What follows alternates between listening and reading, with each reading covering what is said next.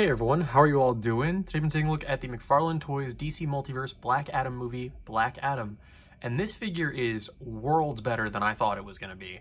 Like, I mean, obviously the McFarlane stuff, McFarlane's been killing it. Like, they've just, honestly, like if the Spider-Man wave wasn't coming out this year, they would have won the year, period. But they still could win the year, honestly. With that Deathstroke that's coming out, the Talon, Bane, which should be here in a couple days, hopefully, and these other figures that I actually have right next to me that I'm going to be reviewing over the next couple days, McFarlane's killing it this year. Like, the only thing that could really make me go, oh, damn, like, they are a serious contender for winning the year, could be if they announced and even released a Rebirth or Classic Wonder Woman, because we so desperately need a normal Wonder Woman, and I feel like they're going to kill it when they do. So, that's not what we're talking about right now, though. We're talking about this figure, and the hierarchy in your DC shelf is about to change. This is phenomenal. This is the standard version. I'm not sure exactly if this is technically speaking the standard version or if the other one is the standard or if they both are standard. I'm not sure. But the other version of this figure has the cloak on and then the like kind of open, almost grip hands kind of thing going on.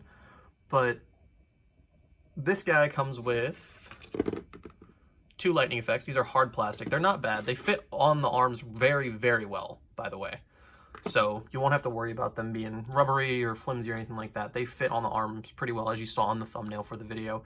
And the turntable stopped, so I guess that's our cue to start taking a closer look at the detail. Taking a look at the head sculpt itself, this thing, I mean, this honestly probably is the likeness of the year. This is so perfect. Like, you can definitely smell what The Rock is cooking with this. This is just so amazing. Like, how? Like, I mean, I guess you don't have to worry about doing hair or anything like that, but, like, it's crazy how, like, worlds better this is than, like, the Justice League stuff, because the Justice League stuff came out, what, a year ago? Like, a little less than a year ago? And they've already come so far. Like, look at the texture of the skin. You can see that, like, on his neck and that, and on the head. The little bit of wrinkles and veins going on in there. Like, this is beautiful. Like, he's got a little bit of lip paint going on as well. The only problem with the face is just that the eyes are a little, or the eyebrows are a little shiny, but honestly, you could just hit it with a dull coat and it would be perfectly fine. But like, taking a look at like the back of the head right there, so you can still see that texture that goes all the way to it. And speaking of texture, look at the detail on this suit. They actually have like, it's like writing throughout the entire thing, and I didn't even realize that this was on here. This is just so incredibly beautiful, and like the black wash on the gold, and the lightning bolt is almost, the lightning bolt is possibly inaccurate, but I'm choosing to just say that it's lit up is all, because like there's a little bit of shine to it. Like, you see that like little bit of lighter in the middle of there, because like technically speaking have like a black wash over it, but I guess this is like him powered up, so it doesn't bother me at all. And like I was saying, the gold with the black wash over it for everything else. The only other inaccuracy that's actually inaccuracy is that he shouldn't have this like pad on his hand. It should just be on this side, but I don't know, I like the uniform look of it. And then there's this band up here. I'm not quite sure what this is. I'm hoping that maybe we'll learn in the movie what it is. Maybe it has some sort of significance with his family. Be kind of cool. And then he's got the gold boots. This figure, how beautiful it looks with all of its detailing, all the writing on the entire suit and everything like that. And like the articulation and everything for this figure just makes me so incredibly excited for the inevitable Shazam.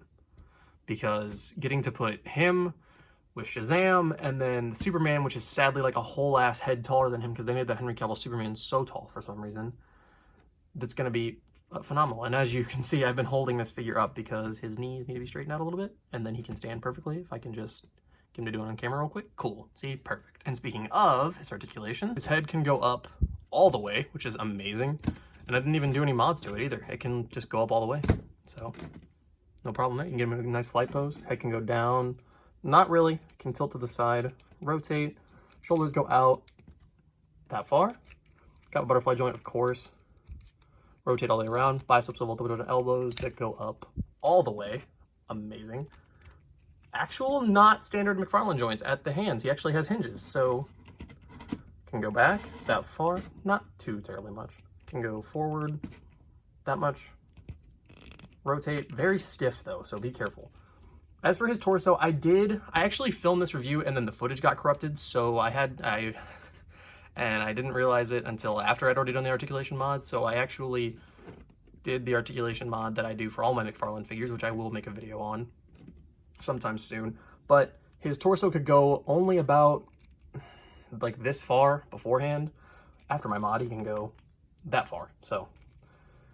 But it can go to the side, rotate, both, same thing, obviously. You're used to this for the McFarlane stuff. Legs go out that far, you might be able to push it a little bit more. And then Dwayne Johnson has some really thick legs. You know, he's like 99.9% muscle, if there even is a 0.1%, you know, fat on his body. I doubt it. But his legs are so thick that they can't go forward all the way. They actually start to jut out a little bit, which is accurate. So it's not, you know, a negative to the figure by any means. And then the legs go that far back. He's got a little bit of thigh swivel up there at the joint.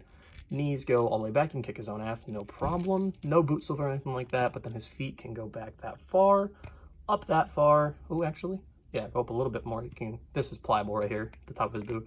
And then, of course, ankle pivot. Standard McFarlane joints for the ankle, so you can get them to go any direction you want. And, of course, toe pivot. And now on to some size comparisons. Here he is next to his fellow wave mates in Dr. Fate and Hawkman, and I think this actually looks really good as well. Hawkman might be a little bit taller. He might be a little too tall. I'm not sure exactly the height difference between Dwayne Johnson and Aldous Hodge, and then same goes for Pierce Brosnan, but I mean, my mind's eye, I think it looks fine. And I also did do the wing modification like I was talking about. I did change them, and I glued them in, so they actually were stable. And I think, you know, for my personal shelf, I think this looks good. And then for some other DC EU figures, we have him next to Peacemaker because obviously I had to compare Rock and John Cena. Like I had to, of course. And then the Justice League Batman, who was actually a little small when he came out compared to the rest of the league, but he actually looks really good with Black Adam. John Cena, unfortunately, Peacemaker looks a little too tall, but these two look great together. And then as always, here he is next to the Marvel Legends Retro Captain America and the Mezco Netflix Daredevil.